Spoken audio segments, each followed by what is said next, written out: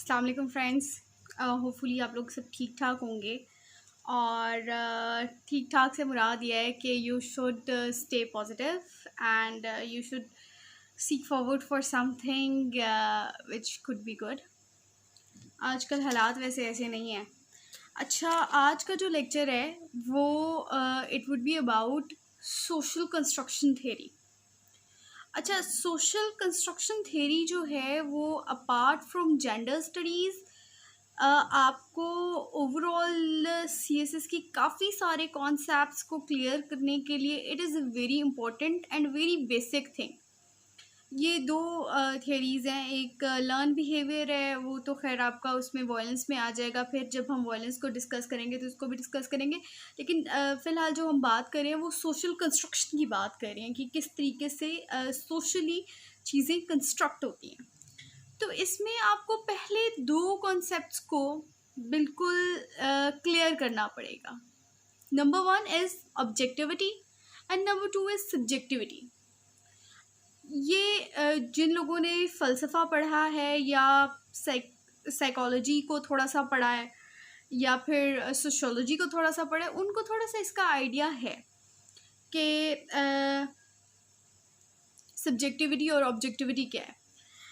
हर चीज़ की एक अपनी वैल्यू है, उसकी एक अपनी अपीयरेंस है, उसके साथ साथ उसका एक अपना मीनिंग है। ठीक है, फॉर एग्ज़ाम्पल फ़ैन है, एसी है, सोफ़ा है, इनकी अपनी आइडेंटिटी है। अब हम इसको इस मिसाल से समझेंगे। देखिए, मैं आपको मिसाल से इसलिए बयान करती हूँ क्योंकि मिसाल से बहुत सारी चीज़ें जो हैं वो वाज़े हो सकती हैं। जो बंदा पहली दफ़ा भी इसको आइडिया कॉम्प्रिहेंड करने की कोशिश करता है उसको भी इजी रहता है। तो अगर हम मिसाल लेते हैं एसी की। अब मैं आप या बहुत सारे ऐसे लोग हैं जिनके घरों में चलें एसी है। अब आपने ये देखा है कि आप इसको देखते हैं, दिस इज़ एन ऑब्जेक्ट। ठीक है, अब एक बंदा है जिसने फॉर एग्ज़ाम्पल कभी ज़िंदगी में एसी नहीं देखा और वो आता है आपके घर में, आपके रूम में, और वो एक चीज़ लगी देखता है वाइट कलर की, बड़ी सी रेक्टेंगुलर सी चीज़ लगी हुई है। एंड अगर आप उससे पूछते हैं कि ये क्या है, तो प्रॉब्ली वो ये कहेगा कि ये एक मशीन लगी हुई है। तो अब आप ये देख रहे हैं कि ऑब्जेक्टिव, उसको इसका मीनिंग नहीं पता, उसको रियलाइजेशन नहीं है कि ये क्या है। तो वो ये नहीं कह सकता कि ये कोई ऐसी चीज़ है जो ठंडी हवा फेंकती होगी या इसके चलाने से कमरा ठंडा हो जाता होगा। अब मेरी और आपकी, ये जो लोग इसको जानते हैं कि ये क्या चीज़ है, वो ये समझेंगे कि इसकी एक सब्जेक्टिविटी है। यानी कि सब्जेक्टिविटी का मतलब ये है कि किसी भी चीज़ की प्रीवियस नॉलेज आपका ऑलरेडी, देखिए आपके माइंड में कॉन्शियसनेस है और एक आपका अनकॉन्शियस माइंड है। कुछ चीज़ें जैसे लोग कंप्यूटर साइंस पढ़ते हैं, उनको पता है कि एक होती है आपकी इमीडिएट मेमोरी। ठीक है, और फिर आप जब उसको टर्न ऑफ करते हो तो वो डिलीट हो जाती है। इसी तरीके से जो ह्यूमन ब्रेन है उसके अंदर भी आपके अनकॉन्शियस में बहुत सारी चीज़ें जाके बैठ जाती हैं। अब वो होती है आपकी सब्जेक्टिव वैल्यू। इसी तरीके से जब आप किसी बंदे को देखते हैं, किसी चीज़ को देखते हैं, तो आप अपनी प्रीवियस नॉलेज की परसेप्शन की बेस पे उसका एनालिसिस करते हैं। समझ आइए आपको बात? ठीक है, अब इसका ताल्लुक सोशल कंस्ट्रक्शन से कैसे है? जो सोशल कंस्ट्रक्शन की थ्योरी है ना, यानी कि सोसाइटी के अंदर एक आइडिया कैसे डेवलप्ड होता है, बेसिकली इसको हम यूज़ करते हैं सिग्निफाई करने के लिए रिलीजन को, सोशल वैल्यूज़ को, और कोई ऐसे प्रिंसिपल्स जो आपको होते नज़र आ रहे हैं इम्पोर्टेंट, तो हम उसको एवेल्यूएट करने के लिए देखते हैं कि भाई ये चीज़ आई कैसी है। जैसे कि मैरिज का इंस्टीट्यूशन, जैसे कि जेंडर, ठीक है, ये डेवलप कैसे हुआ, तो उसमें हम सोशल कंस्ट्रक्शन की बात करते हैं। अच्छा, अब आप देखें, एक होगी सब्जेक्टिविटी और एक ऑब्जेक्टिविटी। अब अगर मैं या आप अपनी सब्जेक्टिविटी के साथ, यानी कि प्रीवियसली लर्नड नॉलेज के साथ किसी चीज़ को देखेंगे तो यकीनन हम कहीं ना कहीं बाइस्ड हो जाएंगे उसको देखने में। ठीक है, यानी कि मैं उसकी करंट सिचुएशन को नहीं देख रही, मैं अपने माइंड में जो डेवलप्ड हुई उसके बारे में पुरानी बात है उसके साथ से उसको एवेल्यूएट करने की कोशिश कर रही हूँ। तो ये हो गई उसकी सब्जेक्टिविटी। ऑब्जेक्टिविटी तो ये है कि उसकी एक ऑब्जेक्ट की वैल्यू है। तो वो कहता है कि सोशल कंस्ट्रक्शन में दो चीज़ें आई है, एक तो सब्जेक्टिव है, ठीक है, जो हमारे एक्सपीरियंस बेस्ड है, और दूसरी बात है रियलिटी बेस्ड चीज़ें। तो रियलिटी बेस्ड चीज़ों में एक तो उस चीज़ की ऑब्जेक्टिफिकेशन आती है, एक्सटर्नलाइजेशन आती है और इंटरनलाइजेशन आती है, एक्सटर्नली और इंटरनली उसको कैसे है। इससे हम अब एक्सटेंड करते हैं अपना आइडिया कि सोशल कंस्ट्रक्शन ऑफ जेंडर क्या है। जब एक बच्चा पैदा होता है तो उसके जेनिटल ऑर्गन को देख के ये रियलाइज़ किया जाता है कि वो लड़का है या वो लड़की है। तो इसके अंदर कोई ये इसका सेट फॉर्मूला है, लेकिन इस फॉर्मूला को इंस्टिगेट किसने किया? दुनिया में वो पहले लोग कौन थे जिन्होंने कहा कि भाई ये फलाना जो जेनिटल ऑर्गन है ना, इससे बिलोंग करता हुआ ये सेगमेंट ऑफ सोसाइटी औरत है, और इस औरत की ये रूल्स एंड रेगुलेशंस हैं जिसके दायरे में इसने रहना है, ये इसके राइट्स हैं, ये इसकी ड्यूटीज़ हैं। वो कौन है?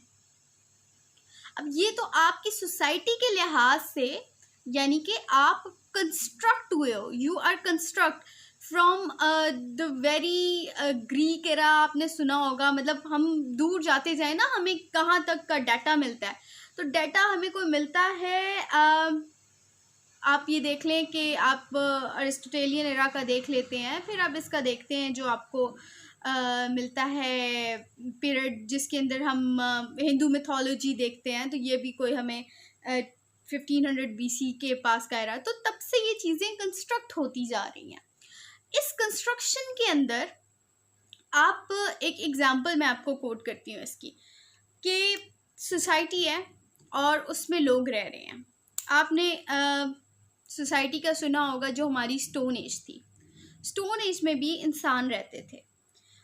वहाँ पे माइट इज़ राइट का रूल चलता था, औरतें और मर्द दोनों थे ना, उसमें कोई किसी को ओन तो नहीं करता था। औरत चाहे तो वो अपने हिसाब से चीज़ें लेके चल सकती है, कोई रूल एंड रेगुलेशन नहीं थे कि women, you are a women, you have to stay inside the house, क्योंकि ये कोई कॉन्सेप्ट तब तक आया नहीं था। तो उसकी सोशल कंस्ट्रक्शन का मैकेनिज्म ये था कि माइट एंड राइट का रूल चलता था। मर्द जो चाहे जोर के बल पे उसने कर लिया, औरत जो चाहे उसने कर लिया।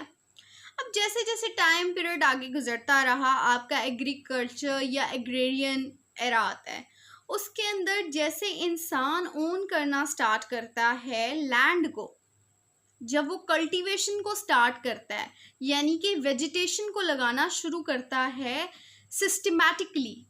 पौधे, दरख्त, फूल, फल तो पहले से हैं, जब मतलब दुनिया की आप देखें वो बनती है तो पौधे तो आपको लगे मिलते हैं यहाँ पे कि दुनिया में तो हैं बहुत पुराने। लेकिन प्रॉपर कल्टीवेशन कब स्टार्ट हुई? प्रॉपर कल्टीवेशन के एरा में आके, जो हमें अपनी स्टोन एज के बाद आके एग्रेरियन एरा मिलता है, उसके अंदर जाके हम यहाँ पे देखते हैं कि जी एग्रेरियन एरा के अंदर काफ़ी ज़्यादा डेवलपमेंट हो रही है, और लोगों ने एक पूरा सिस्टमैटिक जो टाउन डेवलपमेंट है ये उसी टाइम का है। अब देखिए, जो सोशल कंस्ट्रक्शन है ना, वो अपने ट्रेसेस छोड़ती नहीं है, वो पिछली ज़मानों के ट्रेसेस अपने साथ लेकर आती जाती है। ठीक है, अब हम आगे साबित करेंगे कि किस तरीके से वो चीज़ें चलती हैं। तो जो सोशल कंस्ट्रक्शन हम देखते हैं कि आपके एग्रेरियन एरा के अंदर आकर विमेन को भी ऑन किया आदमी ने, और उसके अलावा कल्टीवेशन को भी काफ़ी ज़्यादा लैंड को ऑन किया, और इस तरीके से। अब इसमें भी ये था कि औरत घर में थी, मर्द बाहर था। औरत जो मर्द का हाथ भी बिठाती थी वो ब्रेड विनर नहीं कहलाती थी। तो basically segregation of society on the basis of rights वहीं पे स्टार्ट हो गया। उसके बाद आप आते हैं, देखते जाते हैं, डेवलपमेंट हो रही है, काफ़ी मिथिकल सोसाइटीज़ भी मिलती हैं जिनके बारे में बिट्स मशहूर हैं भाई, कि अमेजोनियन सिविलाइजेशन थी, वहाँ पे औरत को था कि वो जंग में बंदा मारे या एक शेर का शिकार कर दे तो फिर वो औरत होगी और वो अपनी पार को, ठीक है, ये आप देखें मैट्रियार्कल बेस्ड सोसाइटीज़ जो हमारी कहलाती हैं। तो वहाँ पे भी औरत का, वहाँ पे भी इक्वलिटी नहीं थी, क्योंकि उन ज़मानों में भी आप जाकर अगर देखते हैं तो आपको पता चलता है कि वहाँ पे स्लेव्स के साथ बुरा सलूक था। मैट्रियार्कल बेस तो ऑब्वियसली मैन को राइट नहीं मिले हुए थे। फिर आप अरब कल्चर में आके देख लें, अरब कल्चर में भी औरत डिप्राइव्ड रही है इन अ स्लेव्स थे, वहाँ पे भी स्लेव्स के साथ भी बुरा सलूक किया जाता था। तो वो क्या चीज़ थी जो मिसिंग थी सोसाइटी में से, जिसने इतने सारे इश्यूज जनरेट किए, और वो क्या चीज़ थी जो उस टाइम से लेके अब तक कंस्ट्रक्ट हुई। आपने देखा होगा आपके पास पैसे होते हैं, इन पैसों का कॉन्सेप्ट कहाँ से आया? अगर एग्रेरियन एज ना होती और उसके अंदर चीज़ों की बार्टर सिस्टम की, बाइंग एंड सेलिंग की बात ना होती, तो लोगों को एक मोड ऑफ मतलब एक मीडियम कैसे चाहिए होता, उनको कैसे एक मीडियम चाहिए होता जिससे वो एक्सचेंज करके कुछ परचेज कर लें और कुछ सेल कर दें। उस मीडियम की ज़रूरत का आगाज़ हुआ उस वक्त से, जैसे अरिस्टोटल कहता है कि human being is a social animal, he cannot live alone. If a person is living alone, either he is a god or a beast. कि अगर कोई शख्स अकेला रहता है तो वो इंसान नहीं है। इंसान को हमेशा दूसरे इंसान की ज़रूरत है, इसीलिए शहर आबाद हुए, क्योंकि लोगों ने एक दूसरे के साथ अच्छा कम्युनिकेट करना था, एक दूसरे को प्रोटेक्ट करना था। एक दूसरे के, एक इंसान अपनी ज़रूरियात पूरी नहीं कर सकता, सॉरी तो इसके लिए इस सब की बहुत ज़रूरत थी। अब जैसे इसी तरीके से जो कंस्ट्रक्शन सोशल कंस्ट्रक्शन की बेस्ड है वो बनती गई। तो जो जेंडर है इसकी भी social construction from that day चली है, और वो इंस्टिगेट होती गई है साइकोलॉजिकली भी ह्यूमन ब्रेन में, और उसके अलावा ये उसकी एंथ्रोपोलॉजिकल डेवलपमेंट का भी हिस्सा बना है। एंथ्रोपोलॉजी बहुत इम्पोर्टेंट सब्जेक्ट मैटर है सोशल कंस्ट्रक्शन में। किस तरीके से ह्यूमन सोशल हिस्ट्री की डेवलपमेंट फ्रॉम दैट डे चलती आई जब लोग गारों में रहते थे और लोगों के रूल्स और रेगुलेशंस बहुत वियर्ड थे, बहुत क्रूअल थे। उसके बाद बहुत सारे राइटर्स ने, फिलोसोफर्स ने ये भी कहा कि ह्यूमन बीइंग इज़ क्रूअल, ये बहुत क्रूअलिटी वाली कौम है। इवन के भगवत गीता में लिखते हैं कि इंसान को रेगुलेट करने के लिए सज़ा की और लॉ की ज़रूरत होती है, वरना हर इंसान, अगर लॉलेसनेस होगी तो हर इंसान दूसरे इंसान को ऐसे खा जाएगा जैसे बड़ी मछली छोटी मछली को खाती है। तो इसी तरीके से लॉ भी डेवलप हुआ, इसी तरीके से जेंडर भी डेवलप हुआ। आज जो आप रूल देखते हैं, आज जो आप मैरिज का इंस्टीट्यूशन देखते हैं, ये ऐसा नहीं था आज से आप कह लें कि 5,000 साल पहले या 10,000 साल पहले। इसकी डेवलपमेंट की गई है बाय द टाइम। जैसे जैसे वक्त गुजरता है नॉर्म्स एंड वैल्यूज़ में चेंज आता है, कल्चर में चेंज आता है। एक बड़ा प्यारा जुमला है जिसको आप अपने ऐसे में या किसी भी जगह पे इस्तेमाल कर सकते हैं कि the only constant is change. जहाँ जो तब्दीली है वो हमेशा कांस्टेंट चीज़ रहती है, मतलब ये वो चीज़ है जो हमेशा के लिए रहेगी और हमेशा से है। यानी कि तब्दीली बर तब्दीली दिन ब दिन, डे बाय डे आ रही है, अकर हो रही है। उसी चीज़ का वही चीज़ हमारी सोसाइटी और कल्चर का हिस्सा है, और उसी तरीके से हमारे जो जेंडर रोल्स हैं वो डेवलप हुए हैं। अब आप ये देखिए, सोशल कंस्ट्रक्शन को अगर आप गौर करें तो ये सेगमेंटेशन ऑफ सोसाइटी के हिसाब से भी डिफर है, एथनिक वैल्यू के हिसाब से भी डिफर करते हैं। जैसे कि बलूचिस्तान में देख लें आप या पाकिस्तान में देख लें आप, तो विमेन का रोल जो होगा, विमेन की जो कंस्ट्रक्शन होगी, वो यहाँ के सोसाइटल एरा, यहाँ का जो टाइम जोन है जो चल रहा है, क्योंकि हम थोड़ा वेस्ट से पीछे चलते हैं, यहाँ के जो कल्चरल वैल्यूज़ हैं उनके हिसाब से आपकी सोसाइटी में एक जेंडर रोल जो है वो इंस्टिगेट किया जाएगा। तो जो सोशल कंस्ट्रक्शन ऑफ जेंडर है, it's a long on going process. जैसे कि कार्ल मार्क्स ने भी सोसाइटी के बारे में ये बात कही थी कि मतलब जो सोसाइटी है वो दो तरीके से बनती है। हम इंसान जो हैं वो ये सोसाइटी बनाते हैं और अल्टीमेटली वो सोसाइटी हम जैसे इंसानों को बनाती है, ठीक है। तो इसी तरीके से सोशल कंस्ट्रक्शन होती है। You are getting my point के from the cultural values we have adapted उनमें, और चेंज और टाइम के साथ चलते चलते जो डेवलपमेंट होती है और जो ऑन गोइंग ऑर्गेनिज्म के अंदर रोल आता है, जैसे आप कहते हैं ऑन गोइंग, एक प्रोसेस ख़त्म होता है और उसके बाद जो एक रोल डिफाइन किया जाता है उसको हम जेंडर रोल कहते हैं। तो gender role is a part of social construction. ये जेंडर रोल के बारे में मैंने पहले अपने पिछले लेक्चर में भी एक में बात की थी, लेकिन इसको आप सोशल कंस्ट्रक्शन के साथ अगर समझने की कोशिश करें तो बड़ा ईजी है।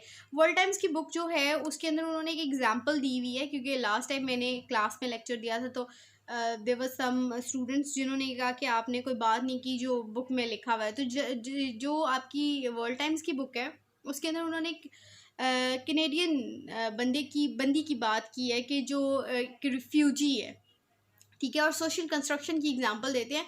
फॉर एग्जांपल वो अफ़गानिस्तान की रिफ्यूजी है और वो आती है कनाडा किसी इलीगल मीन्स से, ठीक है। Now if she wants to live in the country, she has to say that she is a refugee या वो गलती से यहाँ आके फंस गया and she need to seek asylum। अब वो वहाँ पे अगर asylum लेती है तो सबसे पहले उसको अपने आप को ये तस्लीम करना होगा कि वो एक रिफ्यूजी है, और उसके बाद अगर उसे सोसाइटी का हिस्सा बनना होगा तो उसको कहीं ना कहीं अडेप्टेबिलिटी शो करनी पड़ेगी towards norm values culture of that place. तो ये हमारा सोशल कंस्ट्रक्शन थ्योरी का कॉन्सेप्ट था। इसको आप पढ़े, काफ़ी सारे लोगों ने मुझसे ये क्वेश्चन किया था कि बुक गाइड करते हैं। देखिए उसमें दो तरह के लोग हैं, एक वो जो वन गो में तैयारी करना चाहते हैं, जिन्होंने अभी सोचा है कि अटेम्प्ट देनी है और उनके पास सिर्फ 7-8 महीने हैं और उन्होंने उस पर काम करना है। तो फिर तो आपके पास ऑब्वियसली जब लोग सीएसएस की तैयारी करते हैं तो time management is a very important thing. अब ये बात होगी जी मैंने सीएसएस की तैयारी करनी है, मैं मार्केट गया और मैंने जो जहान की इतनी मोटी मोटी किताबें ख़रीद के अपने बिस्तर के इर्द गिर्द उसका ढेर लगा लिया, लेकिन मैं पढ़ नहीं पाया, मैं टाइम मैनेजमेंट कर नहीं पाया। देखिए आपका 12 सब्जेक्ट्स हैं और अगर एक सब्जेक्ट की एक किताब लगाएं और आप एक किताब 1 महीने में अच्छे तरीके से ख़त्म करें तो 12 महीने चाहिए आपको ये तैयारी में, ठीक है। तो आपने अपनी टाइम मैनेजमेंट को इस तरीके से लेकर चलना है कि उसमें आपका कोई भी सब्जेक्ट पीछे ना रह जाए। अगर पंजाबी फॉर से या जेंडर स्टडीज़ है या आपको थोड़े ज़्यादा नंबर दे जाएगी तो इंग्लिश में भी 40 मार्क्स चाहिए आपको पास होने के लिए। तो वो ये ना हो कि आप उसको छोड़ के तो इस तरफ आ जाएं। और दूसरी बात यह है कि जहाँ तक आप बुक की बात करते हैं ना, तो अगर तो टू बी वेरी ऑनेस्ट आप वन को यानी कि आप एक किताब लेना चाहते हैं और उसी में से स्टडी करना चाहते हैं, अगर तो आप ऐसे है ना कि अभी आपने ज़रा आपके पास टाइम है जी और आपने अच्छी स्टडी करके और उस कॉन्सेप्ट्स वगैरह को देख के फिर पेपर देने हैं, फिर तो आपके लिए नोट्स भी हैं, फॉरेन ऑथर्स की भी बुक्स हैं और काफ़ी सारी आर्टिकल्स भी हैं, एडिटोरियल्स भी पढ़े होते हैं, रिसर्च पेपर्स भी हैं, स्लाइड्स भी बनी हुई हैं। अच्छा, अगर आपने इस तरह से करना है कि आपको एक किताब चाहिए, अब जैसे फॉर एग्जांपल मैं आपको कोई ऑथर की बुक रिकमेंड करती हूँ जी, इधर फॉरेन ऑथर की बुक है, आप ये पढ़ लें। अब उसमें होगा क्या कि आप उसमें से ये ढूंढेंगे कि भैया इसमें सिलेबस की कौन सी चीज़ है। अब वो इतनी मोटी बुक होगी, ऑब्वियसली आपके सिलेबस का उस पर छोटा पोर्शन होगा, तो उसकी जगह अगर आप सिर्फ 1 महीना है आपके पास 15 दिन में तैयारी करना चाहते हैं तो फिर उसके लिए बेहतरीन ये है कि आप वर्ल्ड टाइम्स की किताब ले लें या फिर अमानुल्लाह गोंदल साहब की किताब है, वो भी अच्छी किताब है। फिर उसके अलावा एक यहाँ पे सहर सईद की किताब थी, वो भी अच्छी किताब है। तो अगर आप ये इसमें चाहते हैं ना कि आपको कॉम्प्रिहेंसिव, मतलब अब देखें आपको 2 चीज़ें करनी पड़ेगी, या तो आप अपनी टाइम मैनेजमेंट बहुत एक्सीलेंट कर लें और आप अपने आप को रीडिंग का बेइंतहा ही कर लें। तो फिर तो ये हो सकता है कि आप मतलब आप नोट्स भी पढ़ें, आप स्लाइड्स भी पढ़ें और आप इस तरह के काम भी करें टाइम मैनेजमेंट के साथ। लेकिन अगर आप इस तरह के स्टूडेंट हैं जिसमें आप कहते हैं आपको टू द पॉइंट भी चीज़ चाहिए और आपको क्वालिटी वाली भी चाहिए, तो फिर इसमें आपको थोड़ा सा करना पड़ेगा कि आपको यह है कि वर्ल्ड टाइम्स की बुक है या आप अमानुल्लाह गोंदल साहब की बुक है या सहर सईद की बुक है, तो वो ना कॉम्प्रिहेंसिव है, उन्होंने सारे टॉपिक्स कवर करके तो एक आपको कॉम्प्रिहेंसिव बुक दे दी है कि भी ये 15 दिन में आप महीने में पढ़ लें। लेकिन अगर आपके पास टाइम है, आप एक चीज़ को अच्छे से पढ़ना चाहते हैं, तो फिर आप वो दूसरा ऑप्शन ले सकते हैं। अच्छा, अपार्ट फ्रॉम दैट ये तो आपका बुक वाली क्वेरी हो गई। उसके बाद दूसरी चीज़ मैं आपको ये बताना चाहती हूँ कि सीएसएस में जब आप लिखते हैं ना जी, तो आपका ना राइटिंग स्टाइल या स्ट्रक्चर बड़ा मैटर करता है। हम जब छोटे थे तो मुझे याद है कि छोटे मतलब मैट्रिकुलेशन और इंटरमीडिएट में थे, तो उस टाइम कुछ टीचर्स थे, वो कहते थे कि don't read books for the stories, read the books to capture the sentence structuring and the idea जिससे राइटर लिखता है। उस टाइम पे ये बात ना एक तो अच्छी भी नहीं लगती थी, क्योंकि भाई किताब बंदा पढ़ता है इंजॉयमेंट के लिए, उसमें से हम ये देखें कि इसने किस तरीके से आइडिया, तो वो अब जाके थोड़ी सी चीज़ें हमारी क्लियर होती हैं। तो आप किसी एक राइटर को पढ़ें और उसके आइडिया, उसकी राइटिंग स्टाइल को अडाप्ट करने की कोशिश करें, ठीक है। जैसे मेरे पास एक बुक है, ये काफ़ी अच्छी रसल साहब की बुक है। अच्छा, रसल साहब का नाम सुन के ऐसे लगता है कि बड़ी कॉम्प्लिकेटेड बुक होगी, but to be very honest इतना अच्छा तरीका है एक्सप्लेनेशन का। इसके अंदर इन्होंने बहुत सारी चीज़ें जो है ना उसमें ऐसे एक्सप्लेन किया है कि पहले वो चीज़ को डिफ़ाइन और डिस्क्राइब करते हैं, उसके बाद उसी से रेलेवेंट एग्जाम्पल्स कोट करते हैं। एंड उनको मतलब रसल साहब का calibre is very high for us, but उन्होंने इस किताब के अंदर ना तो कोई बहुत मुश्किल वकैब है, ना ही इसके अंदर ये वाला प्रॉब्लम आपको आता है कि चीज़ समझ नहीं आ रही। छोटे सेंटेंस लिखे हैं और बड़ी कमाल से। तो आप अगर इसके 1-2 चैप्टर्स भी पढ़ते हैं तो आप जस्ट ये जज करने की कोशिश कर देते हैं कि वो कितने अच्छे तरीके से अपनी बात को कन्वे कर रहे हैं, ठीक है। क्योंकि इसके अंदर भी वो बहुत सारी लॉजिक बेस्ड बहुत सारे फैक्ट्स एंड फिगर्स भी देते हैं, और इसके अलावा बहुत सारे आर्ग्यूमेंट्स देते हैं। आर्ग्यूमेंटेशन को बिल्ड करना बड़ा अच्छा सिखाया है इस किताब में। तो ये है रसल साहब की बुक है कॉन्क्वेस्ट ऑफ हैप्पीनेस। ये आप आजकल तो ज़्यादातर आबादी बाहर जाने से कासिर है, माँ बाप भी नहीं जाने देते, तो आप घर में बैठें और इसको रीड आउट करें। ये बहुत अच्छी किताब है। अगली जो बुक है, मैं आज वैसे सोच रही थी, मैं आज अपने रूम से आती हुई बुक्स उठा के लेकर आई, मैंने कहा कि आज मैं आपको थोड़ा सा बुक पे भी गाइड करूँ। दूसरी ये बुक है युवल नोहा हरारे की 21 Lessons for 21st Century। It's a worth reading book. Specifically अगर आप इकोनॉमी पे और टेक्नोलॉजी पे, अपार्ट फ्रॉम दैट आइडियोलॉजीज़ पे ऐसे अटेम्प्ट करना चाहते हैं, या आप एक अच्छा मटेरियल ग्रास्प करना चाहते हैं, तो ये बड़ी अच्छी किताब है। इस साइज़ पे ना इसके जाएं, क्योंकि ये जो लिखी हुई है ना, बहुत ही कम ऑथर्स की किताबें ऐसी होती हैं जो आपको बिल्कुल पढ़ने पे मजबूर कर देती हैं, और उनका ना जो राइटिंग स्टाइल होता है ना वो बड़ा कैप्चरिंग होता है, बहुत ज़्यादा इजीली कैप्चर आप कर लेते हो आइडिया को, और बड़ा अट्रैक्टिव सा स्टाइल होता है। तो it's the best thing about is कि इसका जो स्टाइल है वो बहुत अच्छा है। तो ये आप इस आइडिया को ले लें। अच्छा, अगर अपार्ट फ्रॉम दैट आप ये देखना चाहते हैं कि आपको एक और इशू जो स्टूडेंट्स को अक्सर आता है कि एक्सपेंसिव बुक्स बहुत हैं और महंगी मिल रही हैं, तो मंगवाएं कहाँ से, लॉकडाउन चल रहा है।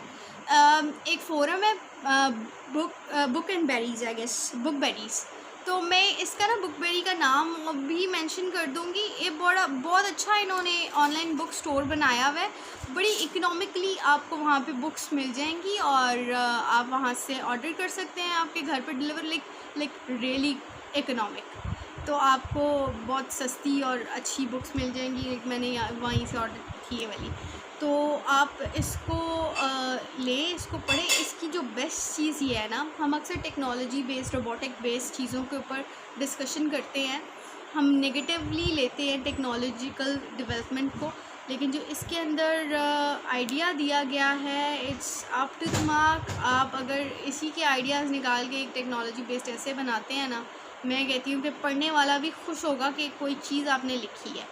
और किसी चीज़ में आप इसमें इंतहा से ज़्यादा कमाल बातें उसने इसमें कोड करने के काबिल लिखी हुई है। तो if you are that person जिन्होंने 2022 में अटैम्प्ट देनी है, या जो एक अच्छे रीडर हैं, तो मैं उनको ये 2 बुक्स ज़रूर रिकमेंड करूँगी कि वो ये पढ़ें। Okay, see you next time. Next lecture I would try कि हम रिकॉर्ड करें जो क्वीर के बारे में, और नेक्स्ट थिंग इज़ जितनी भी हमारी ये वॉलेंस बेस्ड थेरीज़ हैं वो इम्पॉर्टेंट हैं। इसके अलावा women in development, women and development, ये पेपर में आता रहा है पीछे, उसको भी हम क्लिक करने की कोशिश करेंगे। अपना ख्याल रखें और अपनी सेहत और दिमागी सेहत का भी, क्योंकि हालात ऐसे हैं कि ये ज़रूरी है। और अपनी पढ़ाई पे तवज्जो दें, टाइम मैनेजमेंट को एक्सेलेंट बनाएं, टाइम डिवाइड करें चीज़ों के लिए। Thank you.